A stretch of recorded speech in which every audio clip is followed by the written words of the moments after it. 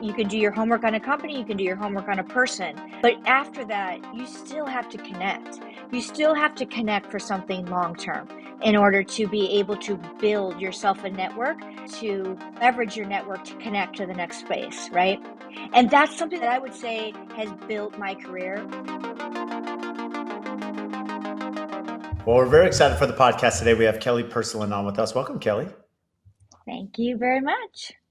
Well, Kelly is the publisher of Modern Luxury Interiors, and Kelly and I have known each other. I don't know. This goes back maybe 7 years, possibly. I think we met right at the Chateau on Central. We did. It was actually, I think it was longer than that. It might have been longer. It might have been 2015, 16. I mean, I'm trying to remember how long ago this was. So I think that project started. I think I started talking to Monica about that maybe in 2013, and then it was rolling by 2014. Yeah, Yeah. that could be right. So, just a little background. I mean, Kelly and I have known each other for a long time. Kelly's extremely talented, probably one of the best networkers I know. And so, for anyone listening, I think any successful entrepreneur, if you want to be great at business, you need to understand how to network. And Kelly excels in all this. And so the background is there was a project in downtown Phoenix, these brownstones that had started, Mhm. pre-recession. They didn't go well. The bank took control. Dave Clark and his firm MSI West came in and purchased them, and we worked on this. And to drum up some attention to the project, Monica had a design competition she had planned, and Kelly was actually formerly of Lux Magazine, I believe, at the time. And Yep. so you've had a ton of experience marketing and networking, as we're going to get into. And you were one of the judges that our designers went through this year-long design process. We had to work through the build and timelines and budget, and we were graciously, had you on the other side, Kelly. So it was fantastic. Yeah, that was a really cool concept that Monica came up with. And having wrapping media into it and being a judge, it was so much more than a, a competition. I mean, it was really trying to target a designer that could understand the financials too with that project. And you were the builder, and at the end of the day, you were the one that made the whole project shine, right? You working with the interior designer. That was a cool project. Yeah, and I believe it was you and Monica. We had Oscar De La Salas, who's here, and we Yep. also had Luis Ortiz from Million Dollar Listing in New York. I think those are the Yes. four, right? Yeah, those were the four. Yeah. Yeah. And Louise at the time was on fire with Million Dollar Listing out of New York. And he really had a passion for architecture and design. And so it was fun to bring him in. And then that big reveal, having to build out three spaces like each designer did, that was an unbelievable feat. And it was an unbelievable feat on your part as well to be able to, bring that whole vision to life. Well, I appreciate that. I mean, there are absolutely some challenges. I mean, these are 5-story brownstones, and the designers could get very creative, and they were. We had some that kind of followed the floor plan. We had some that put the kitchen on the top floor instead of the second floor. I mean, it's interesting when people have full creativity, as long as the budget aligns, you know what they can do. That's right. That's right. And they were all drastically different, one Mhm. to the next to the next. Yeah. So let me ask you this, Kelly, because I know you weren't prepared for this question I'm going to give you, but something that's unique about you is marketing's changed, media's changed. I mean, it's ever evolving, and I'm sure it's a lot different now than when you started your career, but you're doing the Design 9 now with, Yep. Modern Luxury Interiors. And, speaking of that event that Monica had, I mean, you're doing something that no one's doing that I know of, especially in the publisher space. So Hmm. maybe speak to that because, we Yeah. have an event coming up, and I think it's a good Mhm. prelude to that. So, having come from Lux, when I launched Lux Interiors and Design back in 2007, I was with them until 2015. And throughout that time, something that Lux had built out was this unbelievable Red Awards concept. So it's their excellence awards, and they do an incredible job with it. They have a lot of different categories to submit to, and it's a very successful program. So fast forward when I joined Modern Luxury Interiors in 22, Modern Luxury didn't have a moment, a special moment that aligned all the interiors magazines, inside of Modern Luxury. And so I came up with this concept of we need to create an awards opportunity. Anybody that knows me personally knows that I am very passionate about great architecture and design, and wanting to be able to shine the light on some of the best here, in the valley. And so what we did was is we came up with the Design 9 concept, where there's only 9 categories, and there's not 20. Like ASID has a lot, other magazines have a lot of categories. This is just 9. So 5 full home categories. So last year we did, it was modern vertical living, it was modern estate, it was modern family residence, it was modern guest house casita. Uh, and then we had room categories as well. And we also did a future home. This year we're not doing the future home, but last year we did. And the future home wasn't a home on the boards. It was actually a home that had, had tech, a lot of technology inside the house. And really, the reason we switched it up this year and changed that category is because in the luxury space, almost every house now Has has it? has extreme technology. It isn't just a house that has, we're going to do cutting edge technology. Every house in the luxury space that is doing, 5 million to 30, 40, $50 million homes, it is technology has really, completely changed the game. So, anyway, so we had 5 home categories and then 4 room categories. So we had outdoor living space, we did modern landscape, we did modern kitchen and modern bath. But the interesting side, my favorite part about Design 9 is the award doesn't go to the person who submitted the project. The award actually goes to the entire team. So of course firsthand that these projects can take 2.5 to 4 or 5 years to complete, and from looking at the piece of land or doing a full-blown remodel. And so the design team works together, the builder, architect, interior designer, and the landscape designer. And that's the team that wins the award. And excuse me, and the response in the design community has been unbelievable. Everybody loves that the team wins. And so Design 9 is only 9 categories. But then there's a big award of the night that also happens, which is the 10th. And the 10th award is those 5 home categories compete with each other to win Modern Luxury's Home of the Year. And that home gets the front cover. So there's a lot that goes into Design 9. This year, we had 326 submissions this year for Wow. for Wow. 9 categories. And the other thing that I love about Design 9 is what the winners actually get, right? And we have a 50-page editorial to tell the story behind these houses. So now you've got 9 winning teams that are winning, and you've got a full feature on, each of these houses. And then we do a smaller feature on the rooms that win. But, we're going to do something special this year with that. We're going to launch off with a special video this year that we're going to honor last year's winners. And so there's a lot that's going to happen with Design 9. And for me, what meant the world to me is to see the response, where all these years of all my relationships and working hard at my network really showed up last year. And, we have an event in November that we reveal all of the winners. And last year we had over 350 people, and it was quite an event. Well, to give you some credit there, Kelly, which I think you're saying lightly, is it's interesting. I mean, all of us can relate in any market. I mean, we're in the Phoenix, Scottsdale market. There's some big markets all throughout the country. And all of them have industry events, and they could be, vendor events. They could be AIA, they could be through, the architects, and they could, design community publishers. I mean, there's a lot of different events that we're all kind of being pulled to.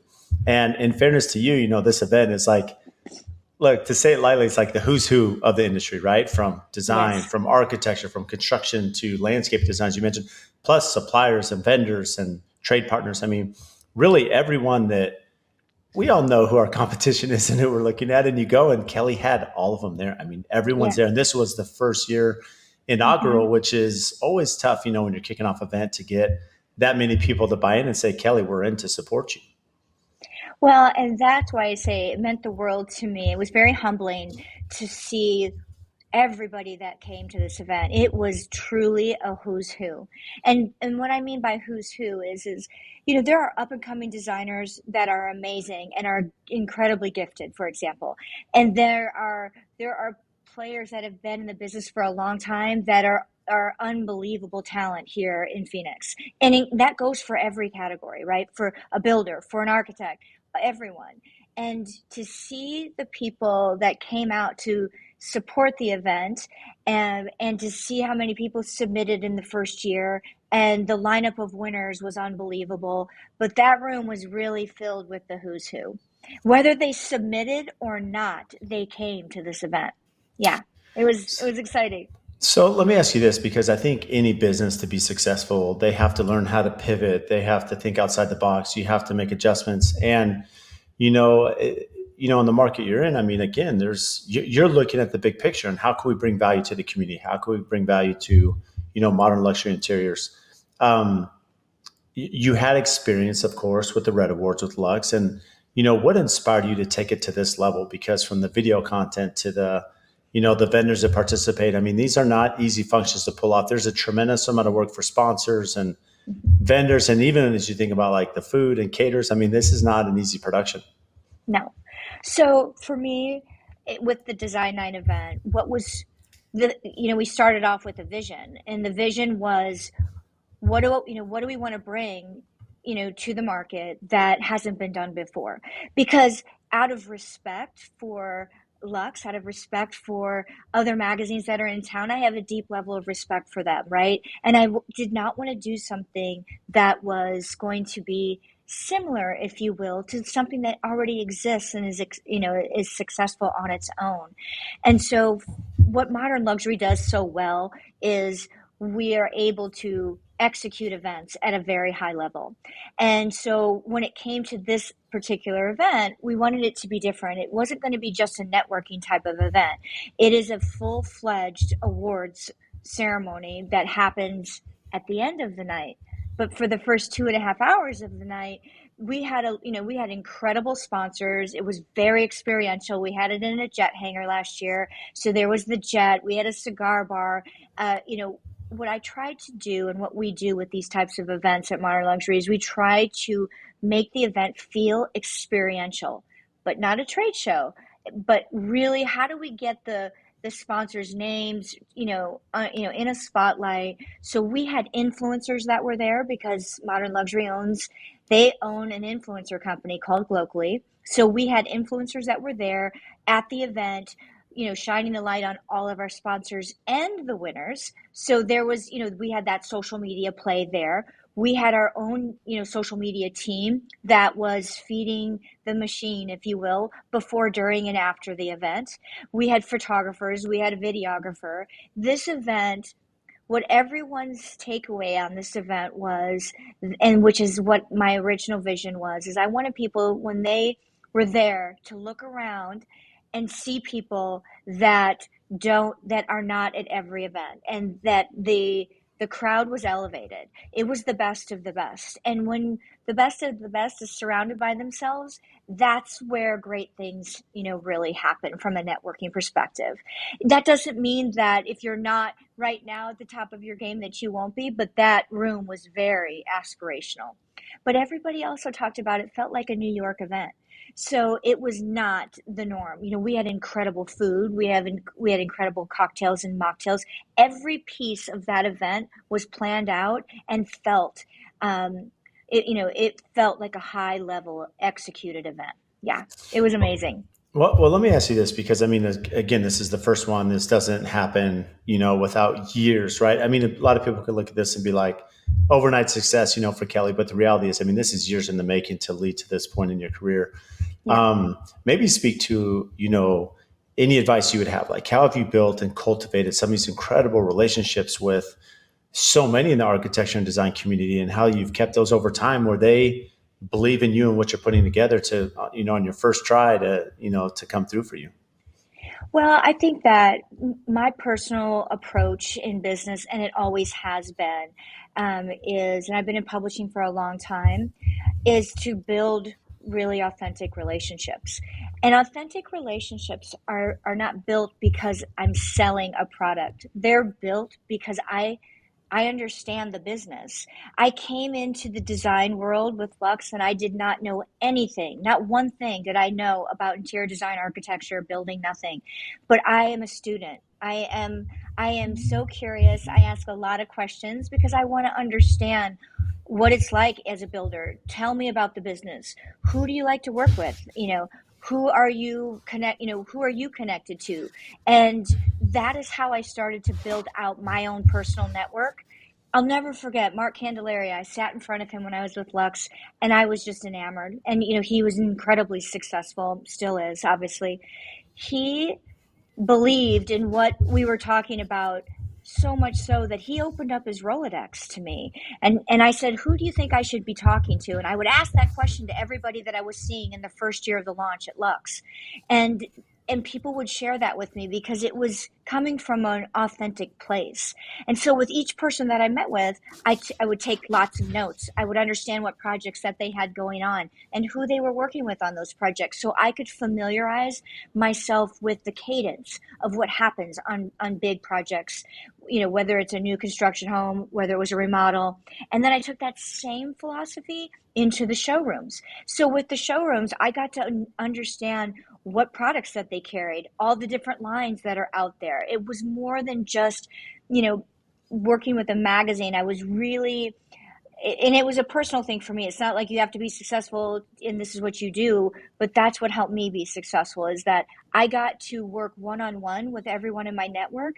And then in turn, then they shared their network with me. And so I got to understand the DNA of the luxury side of the business, if that makes sense.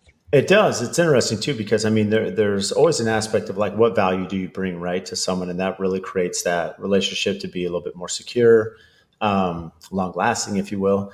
But the reality is, I mean, there are points in your career, as you mentioned, where you're starting out, you're going to know, and you may need, hey, well, who should I know? Who should I be connected with? But there becomes a point in your career too where you're paying that forward, and now you're the connector. Like that's Mm-hmm. you're bringing the Yeah. value. Like there Mark Candelaire is a good example. I believe Eric Peterson, if I'm not mistaken, when Yep. he expanded to Beverly Hills, he said, "I'm calling Kelly, and you helped him open his Beverly Hills office because of connections you had in Los Mm-hmm. Angeles." Well, that's true. And so I got to know Eric very well. Obviously, we all went through the recession. So then when I came into business, it was booming. And then we had the first real hardcore recession. And that's what also got the networking side of the business really humming. And that what that means is before the recession, the design teams kind of all worked with the same people because it was moving so fast, like before 2008.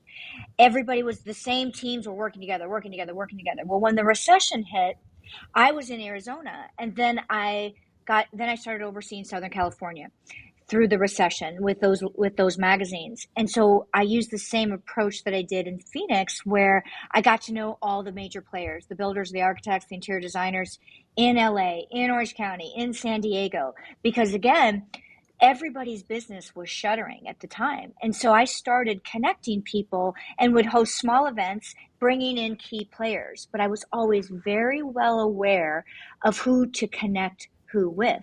So if you were at a certain level as a builder, as an architect, and I'm not going to connect you at your high level with somebody who's just coming into the business just to say I connected you and introduced you to somebody. I really worked hard to understand who was ready to be connected with who, and I was very passionate about that. So someone like Eric Peterson, who is incredible at what he does, I was able to then leverage my relationships out in California because he wanted to go out into Beverly Hills. And I was able to open up my Rolodex with some of the best players that were builders and that were architects, or not architects, but designers, and introduce him because I knew that he already was designing at that level. And it wasn't like I was going to waste somebody's time introducing Eric to anybody. He, in his own right, he's got a very big team. He's got over 30 people on his team, but he designs a beautiful product. And I knew that in Southern Cal, he was going to need help, with those relationships. So I just opened that door, set up meetings with him and various people in LA and Orange County, and he was able to take it from there. So yes, that was a lot of fun when I was working with him. helping him out there as he jump started. But he is such a heavy hitter. And I mean by his work ethic. Eric's got an unbelievable work ethic. And so I could open those doors for him and know that it was the right fit for him. So, It's really interesting. I mean, walk to maybe the research side, because there is definitely, from your experience at Lux and now from Modern Luxury Interiors, there is credibility to understanding your clientele, to understand the scope of work they're working on, maybe the scale of projects, and who would be a good connector, and how you make those introductions. Maybe that research behind the scenes, is this something you're doing on your own? I mean, keep in mind, this is pre-social media, most of this stuff. So you're having to either figure this out through word of mouth, or, how are you doing that discovery early on? And maybe how has that changed, today in 2024? well, I would say it has changed drastically from when I started. Fundamentally, though, even with social media and influencers and all these extra things that have been added to the mix, fundamentally, long-term relationships are built not just on, yes, a first impression, but back in the day, I was getting referrals because I would build a rapport with whoever I was sitting in front of and got to really understand their business. And I had an incredible product that I was showing them. So that was a strong point as well, bringing something new to the market. And and so we did not have this, yes, you could go on websites, but at the time, and we all remember everybody's website in the design community was, it was mediocre at best. And not because they weren't amazing, because it hadn't evolved there.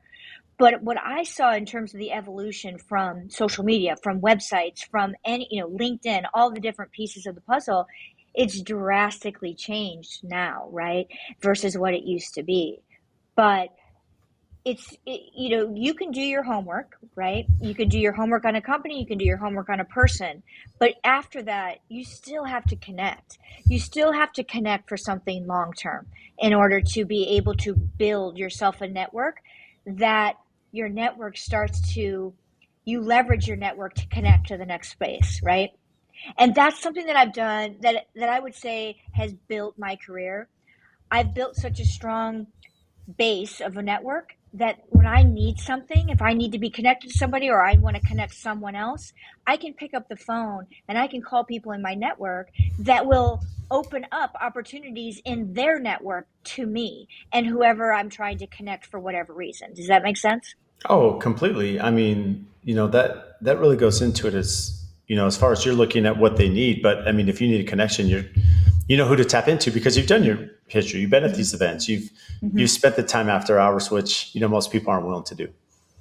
Well, I'll give you an example. So, I was working on a business development project when I was in between magazines, and we were looking at different developers, and I did not know the developer directly, but I was able to pick up the phone and call a major builder out of LA that I had a great relationship with, and I said, "Hey, can you tell me about this developer?" And they literally were like, I can't tell you that directly because I haven't worked on a project with them, but I know the legal team because they're great friends of mine, and they picked up the phone, and within an hour I was talking to the legal team of the development team to open up a door. And it was because the person that I picked up the phone and called, he had an unbelievable network, and his network is different than mine. And because we had such a great rapport, he was willing to help me because in the past I'd connected him. So it all ends up, interlocking, but I think it's also too built on trust. People, a network has got to be a place where you can really trust who your network is and be able to leverage people in your network and borrow theirs, if you will. So I believe, now I don't want to say hiatus, because you did a career pivot change for a little bit there. I mean, what made the change from Lux to, what did you do during that interim and before you came back to Modern Luxury, or before you went to, Modern Luxury Interiors? So when I made a pivot, I had decided that I was going to get into consulting because I loved working in the design community, and I did not want to. At the time, I just wasn't interested in doing another magazine because Lux was an amazing magazine, right? And so I went into consulting, and my consulting kind of happened organically. I used my expertise on business development, and of course, I can do marketing in my sleep. I understand marketing inside and out, and I understand, you know, the experience that their prospective clients were going to have, whether it was with their website or whether it was with their ads or whether it was with any part of their marketing. So I could help on that side and consult there. But my favorite place to play, if you will, was in strategy. So business strategy in the design world and business development, because I'm a strategist really by nature. And I think that comes from the days that I used to be a fastball pitcher. I was a pitcher in college, and everything was strategy when you're a pitcher, right? You Okay, just don't so real. you got to walk us Yeah. through this because I had no. I mean, this is the first I've heard of this, Kelly. So walk me through that. So a long time ago, Not very that long long time. ago. Yeah, no, a long time ago. I worked very hard as a disciplined athlete, and I had incredible coaches growing up through the high school years. I was heavily recruited as a pitcher, and and I was a pitcher at Ohio State. And so, all the years that I was a pitcher, it's all strategy. It's the batter, and it's way before the changes that happen in sports now. It's all about data right now. Hmm. I mean, Yeah. everything is about data. Back then, it wasn't there yet, right? But I was lucky. I had an incredible team that I played with in high school. I had incredible coaches, but I was a very disciplined athlete. I put in the time, and that's the other thing that leads to success in the business world is you got to be disciplined, and you have to put in the time if you want to work or be an athlete at an elite level. And so when I went on, I had a full ride to Ohio State as a pitcher, and uh, I also experienced one of my a major life thing happened while I was there, and I'd been an elite athlete all the time. Nothing stopped me. If I set a goal, I knew how to strategically. I always had very high goals, and my first goal was I wanted to get a full ride to college. So I achieved that. And then once I got there, I had a knee injury, and I tore my knee, and all of a sudden I was not able to play my sport. And that was my identity. That's how I got to college on, being an athlete. And then all of a sudden, I was in the starting lineup, and then all of a sudden I wasn't. And so that kind of sent me into a spiral, right? And in experiencing, not just like depression. It was sad, right? Because that I loved my sport, and I no longer, and so I stopped playing because my injury was bad enough that I had to stop playing. So I had a life pivot as a 19 and 20-year-old, which was not in the game plan. I wasn't prepared for that. So at that point, I had to rebuild what I was going to do at that point. But yeah, I used to be a pitcher. So yeah. Well, in fairness to you, I don't know if you've seen any of the Greg Maddox documentary, but there's something about especially him who's playing out there playing chess. I mean, there's strategy, especially in baseball. I know, as you mentioned, there's a lot of analytics today that have changed the game a little bit, but there still is a little bit of rock paper scissors out there when you're on the mound and how you can confuse the batter from a changeup to fastball. And I'm sure that's part of the strategy, as you mentioned. Like it's a very Mhm. you're playing mind games, if you will, with that batter on a Mhm. one-on-one, and it's a very competitive environment. Yeah. So being in a competitive environment and Greg Maddox. So Greg Maddox is, I mean, he's one of the best pitchers of all time, right?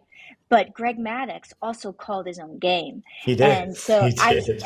so the way he would catch the ball coming back, I mean, I Yeah. watched a documentary on Greg Maddox So and yeah, yeah. I was mind blown. But he was so good. He read the batter, he read the strategy. And one of my favorite things from that documentary was something to the effect of his catcher. He decided he was going to throw the actual pitch that the batter really wanted. And he knew that this batter was a great batter, and the batter sent that pitch over the fence, and and the catcher was like, are you sure you throw that pitch? And he was like, yeah. And he knew what was going to happen, but he was so far in front of himself. He threw it on purpose because he knew that they were going to face that same team in in the series leading up, right? The championship, lead up in those games, those playoff games, that he knew that that batter would think he was going to throw that pitch again, and he didn't. And so he outsmarted a batter that he knew that he was going to see down the line. So he set him up to hit, this meaty pitch, if you will, kicked it out of the stadium, and then they ended up losing. The team that he, was playing in the tournament, they ended up losing, and Greg Maddux won. It was unreal to me the way he maneuvered, and his strategic mind for pitching was unrivaled. Well, Yeah. it's interesting you bring that up because, yeah, I think he was up like 8-0, so it didn't matter in that game, but he knew that in the playoffs when they'd face it, it would, and it did. Yeah. And you mentioned, because I've been fortunate to interview a lot of athletes here on the podcast and I'm always fascinated by the correlation between athletics and entrepreneurship. There is a lot of athletes that, even in a team environment, and a lot of them, if you look at a pro golfer and even a pitcher for that matter, sitting out, I mean, there's a team environment to baseball, but there is an element that you're on an island. You're by yourself. You are. You have peers, just like an entrepreneur would, maybe in your industry or nearby, but at the same time, you're going through the ups and downs and the mental anguish. And you mentioned that, those successful athletes, it really comes down to discipline and time. And if you look at successful businesses, it's the same thing. Those that are very disciplined, they're conscious of their time. They look at systems and processes. And, how have athletics played a role in just your career, not just from discipline, but just, analytically thinking about, marketing and how that plays a role in relationships and everything that goes into business? So I would say that I was a very driven athlete, and you can't teach drive. You either have drive or you don't. And when you're hiring, you know, whether you're hiring, salespeople, whether you're hiring people for any sort of team, any sort of business, uh, you cannot hire drive. Or I'm sorry, you can't teach drive. Can't teach that, That right? Yeah. Yeah, that has to be part of your DNA. So for me, I've always been very driven, and and I am somebody that is like a team captain. So when I would have sales teams, I would get in the field with them. I was not up in my own little bell tower. I was on the ground with them. So strategically as an athlete, you build your own athletic opportunities. So in the business world, you do the same, and you build a strategy around that. And then how do you function inside of each opportunity? So with magazines, I always had sales teams, and I was very passionate as a team, as a leader, but I was also passionate about helping to drive success for the people that were on my team, and then let them run with it, and being able to take somebody that might not know, they might be green in an industry, teach them about the industry, and then watch them take off with it and become very successful. So that leadership quality that athletes have, that carries over, and whether you are a one-man band in your own business as a singular person, or whether you have a team around you, and a large team that falls underneath you, I feel that the disciplines as an athlete and strategy as an athlete carries over in everything, for me personally. And we talked earlier about the importance of pivot, as you've done in your career. How have you seen marketing change from early on in the industry through, to what it is today? Well, early on, marketing used to be just print, and marketing also used to be the I think it's an old school philosophy where, especially in the luxury space, that people wanted that ROI, right? They wanted the return on their investment. Well, in the luxury space, it's a little different, and especially now, brands that are successful, that market, they have a layered approach to marketing. Marketing is absolutely now all about a layered approach, and it's not about a silver bullet that there's before it was print. So everybody was just in print. That was where you had to be, put your, run an ad and everybody will come. Well, not in the luxury space, especially in the interior side, because a high net worth individual is going to be doing their homework, and marketing has, especially in the luxury space, has had to grow along with that. And so, whereas before it used to be print, now it is a website, it is a social media program, and there's all levels to social media programs. You are somebody who has built you are somebody who's building an incredible following that is unheard of in the builders world, and you travel a lot to speak on that. Well, that's another arm of marketing that has changed drastically from the old world of I'm going to run a print ad, and what I invest in my marketing I'm going to get a return on, and everything was calculated on a return on investment. And it's hard to track a singular return on investment when it comes to marketing. Because if you're marketing right, you're marketing in multiple places. So you're marketing in your social media, you're marketing, in Facebook, you're marketing with magazines. And what does a magazine offer in addition to print? You're marketing yourself in award opportunities. You're marketing yourself in, um, you know, in um, in dedicated email opportunities. There are so many pieces to marketing now that used to never be in the conversation. So with that, as you're working with customers, and I'm sure your customer base, it's not that it's changed, it's just, it evolves, right? And you still have a Yep. lot of the similar ones. What is it that customers are looking for now in a partnership?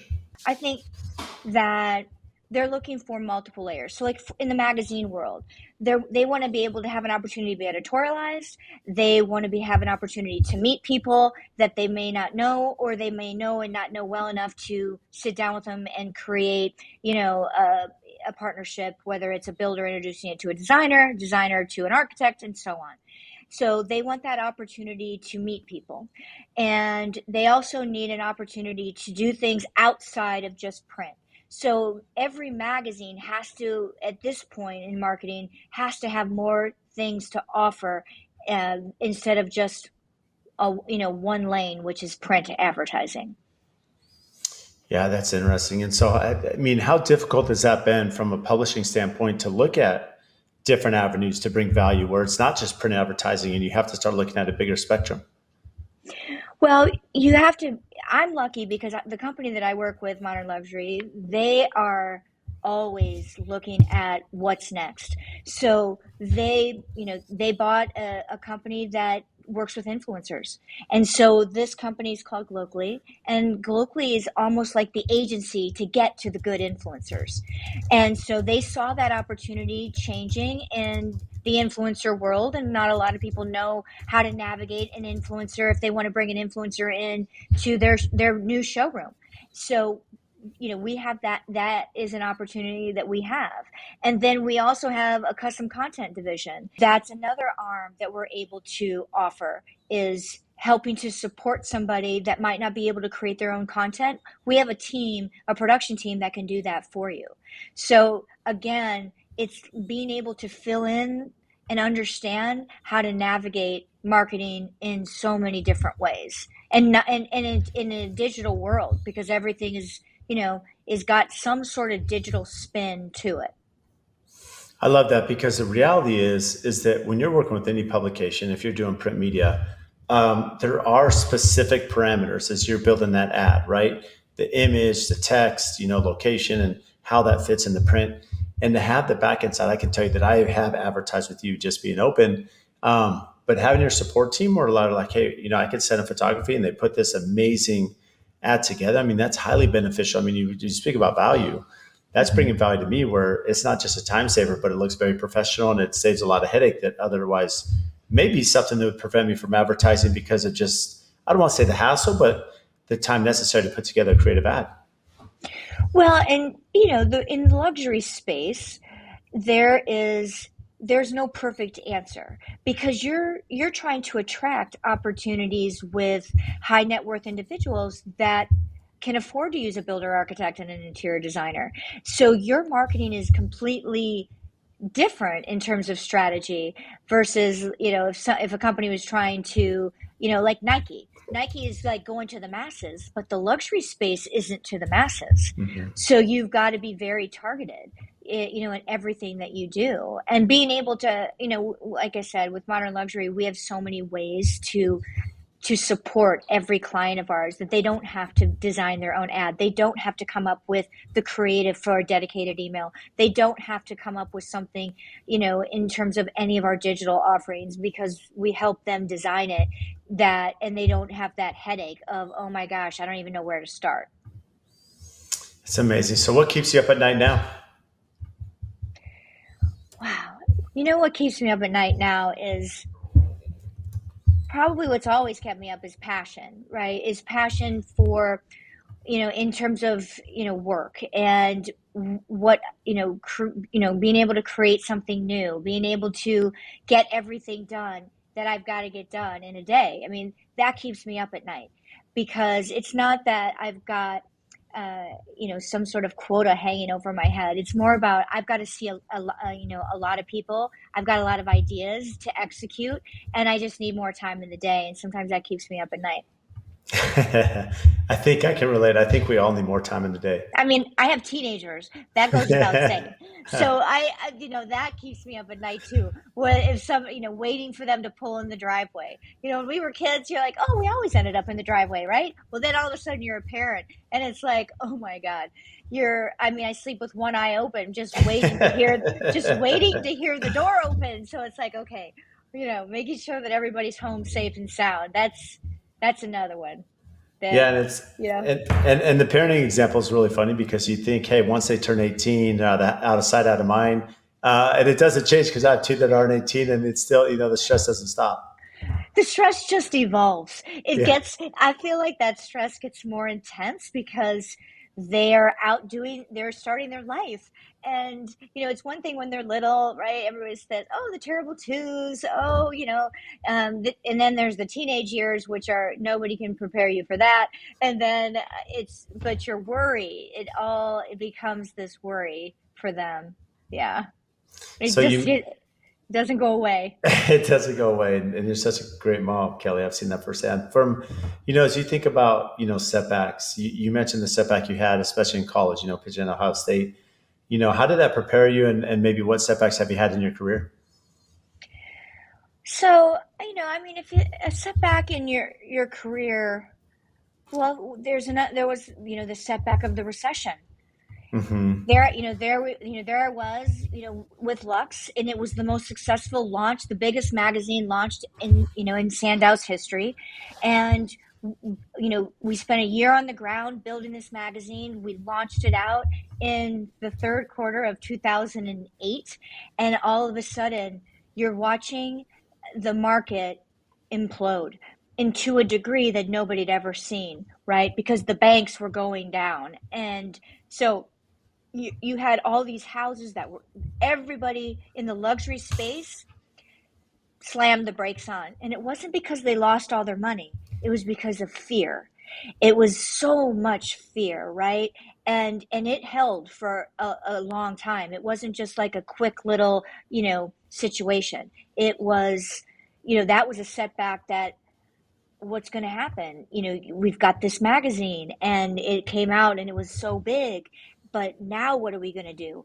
And that was the first real pivot into looking and seeing the year that I spent on the ground building all these relationships, getting to know people, showing them, what Lux was going to be, but getting to know everybody and building this network.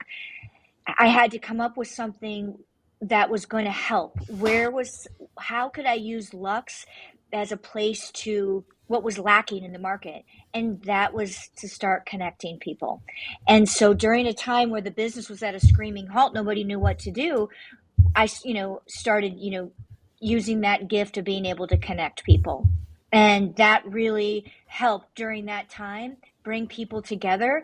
It wasn't creating a job on the moment because everything was frozen, but it was creating opportunity as everything started to loosen up. People started, having new relationships that they might not have had before because the market was so slammed. So I would say that was my first real major, pivot where a global recession was happening that was so big, and you know what were we all going to do? And so it evolved into something that became, one of my personal strengths, which is building a network. And I had attended something where I saw this author, and I'm blanking on what her name was, but her book was something to the effect of your net worth is the power of your network. And that is the truth. I At that point, I was able to literalize something that I was doing just as who I was, and that's just how I am. I came from a small town, and you always talk to people, and I was always outgoing. But when I heard this girl, present her book, and she started talking about the power of your network is going to be your net worth, that really rang a bell, because it's true. Your network is everything. It is. It helps you build out your net worth, but it helps to support everything that you're going to do in your future. It's incredible advice, because many of us have heard the term, it's not, what you know, it's who you know. But the reality is, to break it down, the power of your network is really the value of your net worth. I mean, it really goes to say, as we circle this back to the beginning of the conversation, you put together a Design 9 competition, the first thing that's happened for Modern Luxury Interiors, and it's a massive ordeal. And that doesn't happen without, the years vested, the amount of time, and that's the value, that you brought into this from just years of cultivation. Mm-hmm. Well, and look, and Design 9 is a big celebration, but the idea that of Design 9 is it's this coveted award opportunity that people really want to win. And so that, last year, the first year we had 145 submissions. This year we had over 300, because the word Amazing. got out. The word got out that this event was amazing, that all the right people came to it. It was like something that they've never seen here, in as far as an event in Phoenix. And then what the winners got, and the spotlight that gets shown on the winners. And you were one of the winners, Brad. So you know firsthand, you were part of a powerhouse team that, worked on a project for, an extended period of time, and the whole team won that night. Yeah, again, and I love that you do it that way, because there are some vendors that just have, as you mentioned, whoever submitted, but this one's unique because everyone involved. So, and Kelly, you've been incredible. Such a great friend for, many years, and you've done some amazing things for my business and connections you've made. For those listening, maybe leave us with what you do for fun, and then, of course, how can they find you? Well, let's see. What do I do for fun? Well, now that my kids are grown up, for fun, I used to go to all their sporting events, right? So Yeah. there was your work schedule, and then there was the clubs, Sports the club schedule. sports, Yeah. yeah, right. Yeah. So now I've got a little bit different time, because as they become teenagers, then that's when their lives start to shift away from their parents per se. So now, I love spending time with family. I love spending time playing golf with friends, and a lot of card playing, travel. Those are the things that that I would say that I'm doing now that's fun. Yeah, that's amazing. Well, where can they find you? They can find me. You can find me on Instagram. So I'm at Kelly Persellin on Instagram, and yeah, that's where you can find me. Amazing. Well, Kelly, thank you so much for joining us today. Thank you, Brad. And then make sure that you edit this really well. If you get value from the show, please support us by giving a 5-star rating and review on whatever platform you listen to. And I also have a favor to ask. We've had some incredible guests that come on and share their wisdom, their knowledge about their business. So if you have friends or family members that could benefit from those episodes, please share it with them, as well as any other business owners that you're networking with that could get value from the podcast or certain episodes. Please share those as well. Again, subscribe, make sure you're following. Any questions that you have, topics. We've had listeners reach out about certain guests that we should have on the show. Again, brad.l@aftconstruction.com. Email me for topics to address, guests that we should have on, and even if you think you'd be a great guest for the show. So again, thank you for all your support, and we'll see you next time.